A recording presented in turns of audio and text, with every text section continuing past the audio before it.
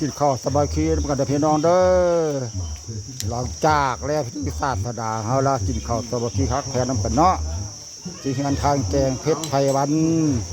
ที่บ้านโพธิคำเมืองเศรษฐนีของอาหารการอยู่กันกินโอ้มีหลายอย่างพี่น้องมีแต่เด็ดแต่แซ่บมาพี่น้องเด้อมากินน้ำกันเด้อพี่น้องเด้อบ่เด้อพี่น้องเด้อบ่ทุกคนเนาะมาร่วมกินข้าวสบายคีฮักแท้กันเนาะเพื่อเป็นสิริมงคลให้ลูกให้เต้าให้ลูกเต้าอยู่ดีมีแห้งหายพยาโลกาคนเกียดคำใครใหญ่มีลูกกระเติบ